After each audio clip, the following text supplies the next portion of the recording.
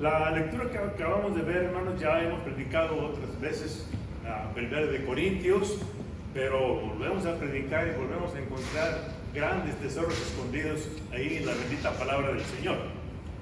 Y así como el apóstol Pablo dice por sí mismo, ahí está rubricando Pablo, llamado a ser apóstol de Jesucristo por la voluntad de Dios, y el hermano Sóstenes a la iglesia de Dios que está en Corinto, a los santificados en Cristo Jesús, llamados a ser santos, con todos los que están en cualquier lugar invocando el nombre de nuestro Señor Jesucristo, Señor y Señor de ellos, Señor nuestro.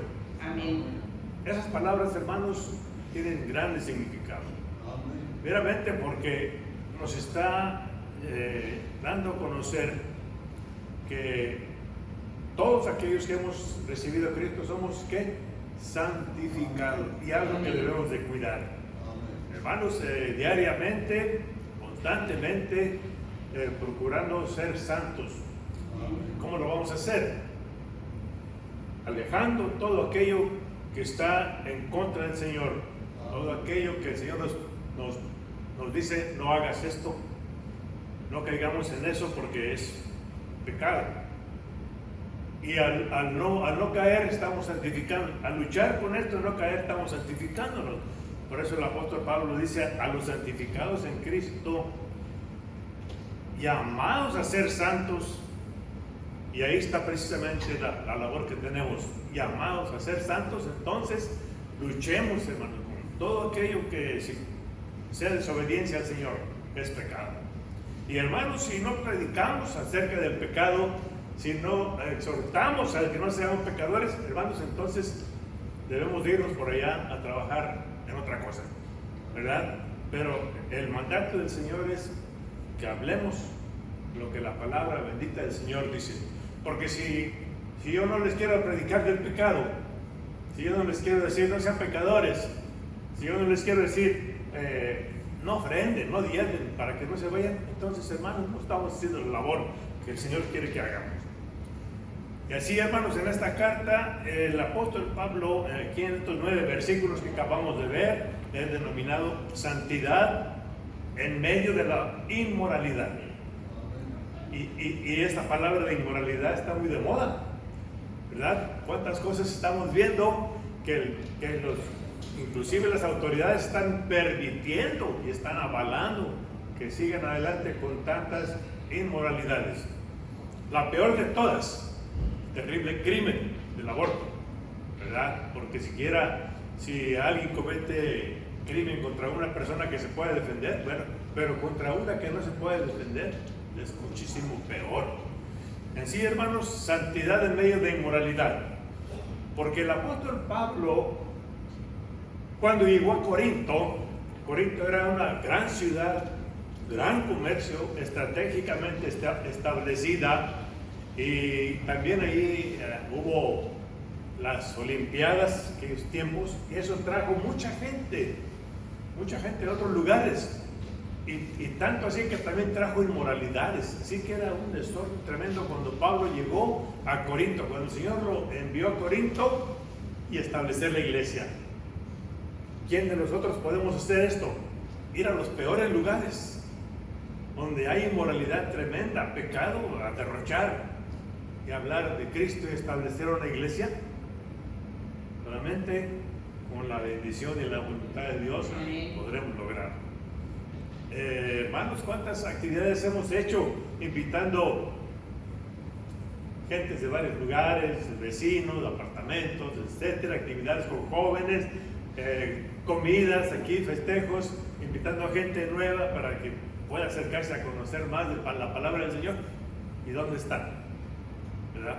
No es tarea tan fácil, pero el Señor nos dice, como les dijo a Moisés, dile al pueblo que marchen, que avancen, que sigan adelante. Debemos de seguir adelante, hermano. Amén. Te damos gracias, Padre, por este momento precioso que nos permites, Señor, escudriñar, meditar y, Señor, atraer de esos asombrosos tesoros que hay en tu bendita palabra. Gracias por la sabiduría que diste a tu siervo, el apóstol Pablo, Señor. y que en sus escritos nos has dejado grandes enseñanzas inspiradas por ti. Permítenos entenderlas y, Señor, obedecerlas, seguirlas. Te lo ruego en el nombre de Cristo Jesús, con el perdón de mis faltas. Amén. Amén. Pues bien, hermano, como les decía, de Corinto, una ciudad terriblemente de inmoralidad. Y como ejemplo, hermanos, una anécdota, se cuenta que en Escocia, allá por el siglo XVII, los granjeros ricos solían pagar con regularidad lo que se conocía como chantaje, ¿sí? Una cantidad de grano que se daba anualmente a poderosos bandidos como precio de protección. ¿Qué les parece esto semejante a nuestros días? Pero si el cristiano mantiene amistad con el mundo y con la impiedad, será base del principio de chantaje. Esto es sacrificar de su bien para alentar el mal de otros. El que es amigo del mundo es enemigo ¿de quién? Dios. Así, hermanos, este ejemplo está muy claro en nuestros días. Vemos tantas cosas que a través de un regalo por ahí se consigue lo que se quiere, se evitan castigos legales, etcétera. Cuántas cosas podemos oír y ver. Bien, hermanos, en la iglesia verdadera de Dios, y fíjense bien este término, la iglesia verdadera de Dios, somos llamados a ser santos, como estaba diciendo hace un momento, como dice el apóstol Pablo, llamados a ser santos. No estamos aquí por cualquier cosa, no estamos aquí por cualquier capricho, estamos aquí porque tenemos fe, estamos aquí porque queremos adorar al Señor en el día dedicado para adorarle. Amén. Reunidos en su nombre. Y así, hermanos, llamados a ser santos, quiere decir apartados del pecado. No precisamente con una túnica, una toga muy bonita y allí una estatua, etcétera. No, apartados del pecado. De una manera, ¿cada cuándo? De una manera constante. Y hermanos, constantemente estamos en ese riesgo.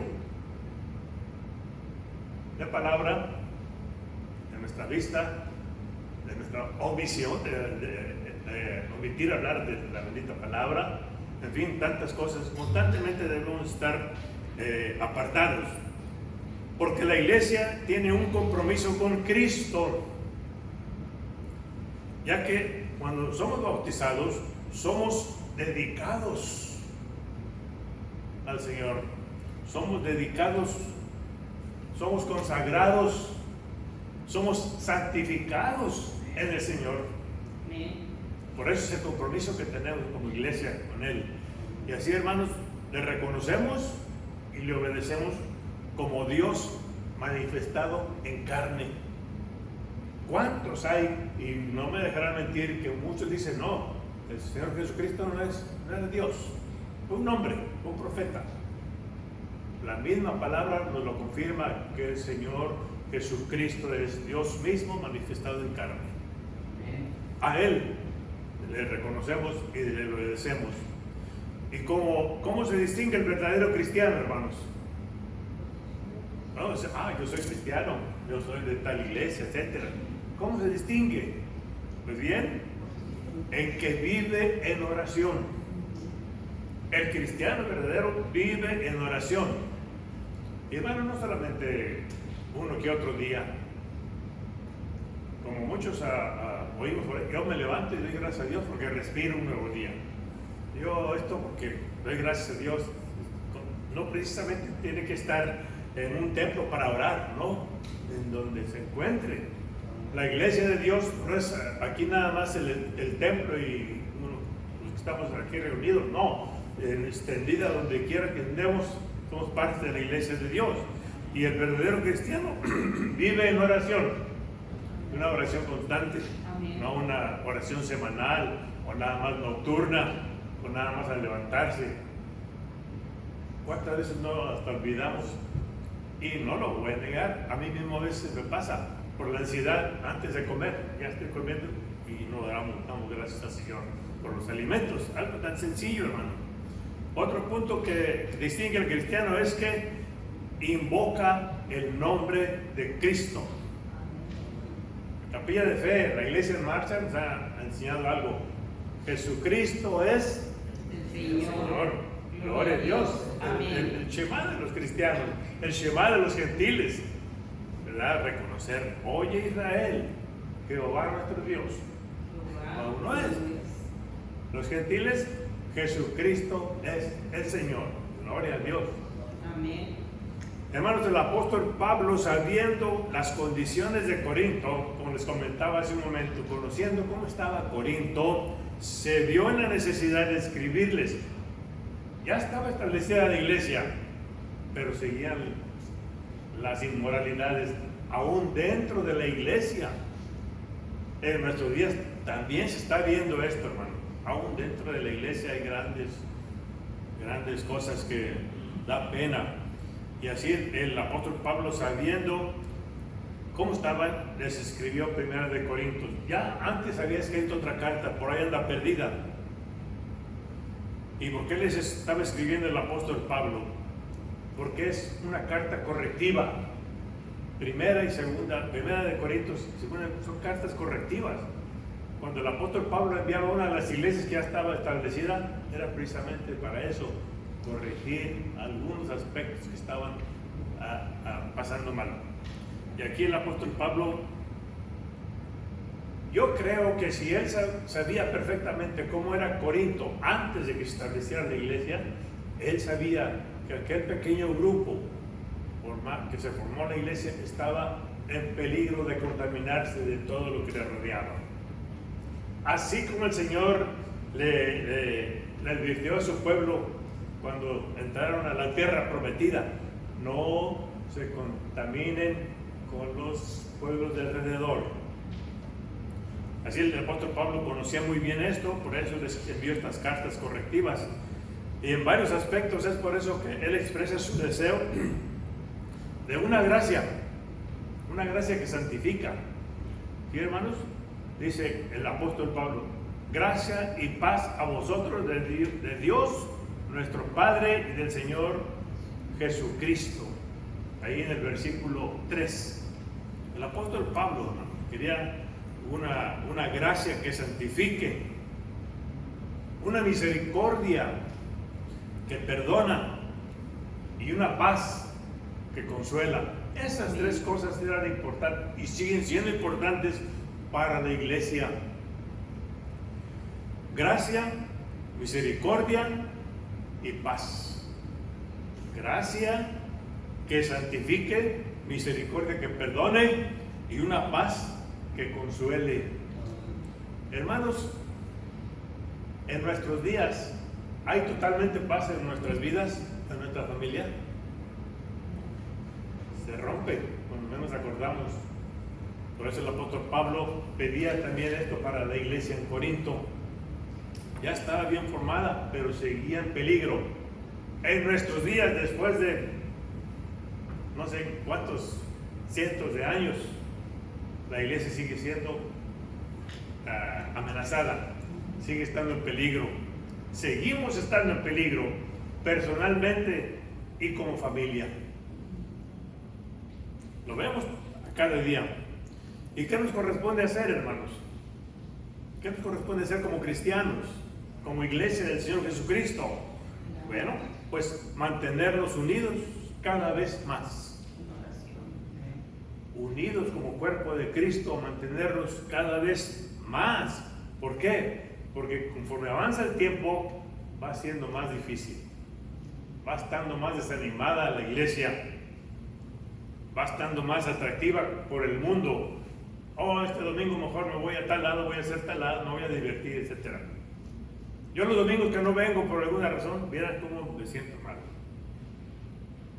Pero hermanos, unidos cada vez más, vigilando y protegiendo a nuestra familia, el núcleo de la sociedad, la base de la iglesia es la familia. Pero si no la vigilamos, tenemos la pena en nuestro hogar de nuestra nieta, ¿verdad? Nuestra familia. Hermanos, y apegados a lo que la bendita palabra dice.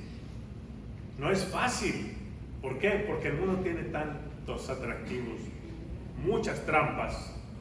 Y así, hermanos, nos dice, ya que el mundo está más atractivo para apartarla de la iglesia, debemos de vigilar más la familia. Estamos tranquilos porque traemos a nuestros pequeños a la escuela dominical o que tienen Biblia en casa, pero necesitamos seguir vigilando. El pecado va en aumento, va a seguir aumentando cada vez más, está profetizado. Y algo más terrible, la apostasía. Seguido hablo yo de la apostasía, el renegar de Dios. Y ya lo hemos oído. No, yo ya no creo en Dios. No, que esto. Yo ya no quiero ir a la iglesia. Como dicen muchos conocedores, los jovencitos, cuando ya pasan a middle school o high school, va a iglesia. Ya no quiero ir a la iglesia. Ya no creo en Dios. Qué terrible. Y eso va en aumento, es lo más triste. Por eso es importante vigilar nuestra familia. El pecado va encaminado a perder la paz. Va encaminado a perder la paz que el pecador solamente puede tener esa paz de Dios por medio de Jesucristo. Parece que como que es muy, a veces, no sé qué término darle, repetir en nuestros hogares, Jesucristo es el Señor. Gloria a Dios. Pero es muy valioso. Por Cristo, los corintios fueron muy ricos en dones. Tuvieron muchos dones, mucha riqueza en dones, hermanos. Unos dones espirituales, valiosos. Y fue una iglesia fuerte. Y eso les dio Dios para servir.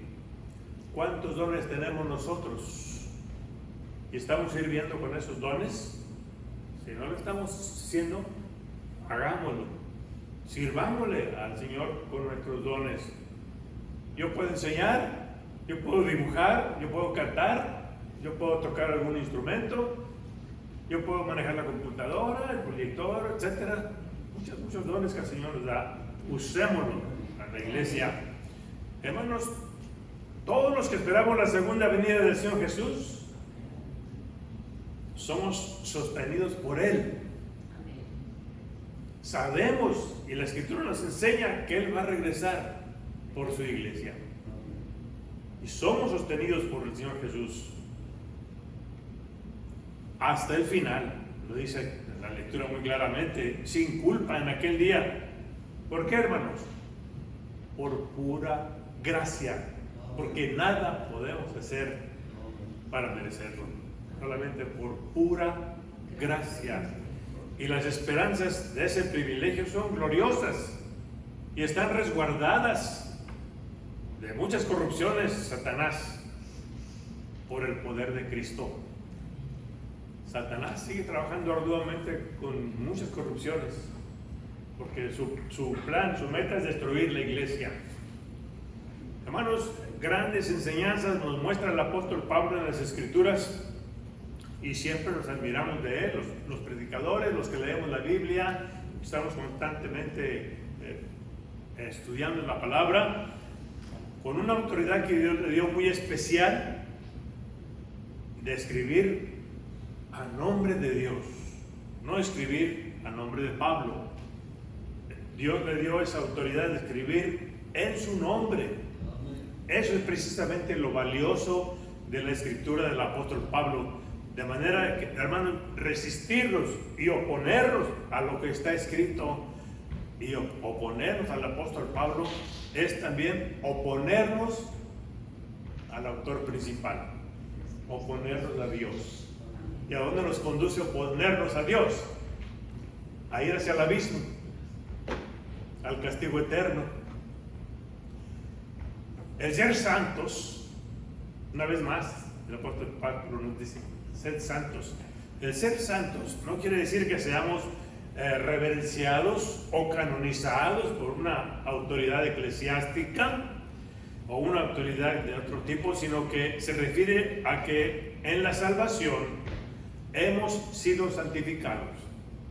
En la salvación, cuando aceptamos a Cristo, hemos sido apartados del pecado. Ahí estamos siendo santos. No necesitamos, como dice, una canonización, una autorización de una X iglesia, etcétera. No. Al ser salvos somos santificados y apartados del pecado. ¿Para qué? Para vivir en Cristo. El esfuerzo que es verdadero, el verdadero cristiano ha de hacer, apartarse del pecado, y el resultado de gracia divina es una paz interior. Hermanos, no me dejarán mentir. Cuando nos apartamos del pecado, ¿qué sentimos? Un gozo, una paz interior. Ay, por poquito y caigo. ¿Recuerdan la anécdota aquella del pastor que fue a un pueblo nuevo a trabajar y se subió al camión, al autobús, y pagó con un billete y le dieron feria de más, y la vio y la guardó, pero se sentó y estuvo, me quedo con ella, no me quedo, se la regreso? Pero por fin el Espíritu lo movió y fue, le entregó la feria de más al chofer del camión. ¿Y qué sucedió? El chofer del camión dijo: sí, yo sabía que usted es el nuevo pastor, por eso le estaba poniendo. Oh Señor, por poco y por unas monedas te vendo. Y así, hermanos, cuando logramos evitar caer, cuando luchamos contra el pecado y salimos victoriosos, una paz interna muy victoriosa. Hermanos, mediante el Hijo de Dios recibimos misericordia por amor de Dios, quien nos justificó sin merecerlo al perdonarnos. Cuando recibimos a Cristo como nuestro Salvador personal, pidiendo perdón y misericordia, recibimos la salvación. El creyente es enriquecido con todo lo que Dios tiene para dar a sí mismo como creyentes, y hemos de presentar la verdad de la palabra de Dios, y lo hacemos conforme Él nos va capacitando cada vez a través de la oración y de una madurez espiritual.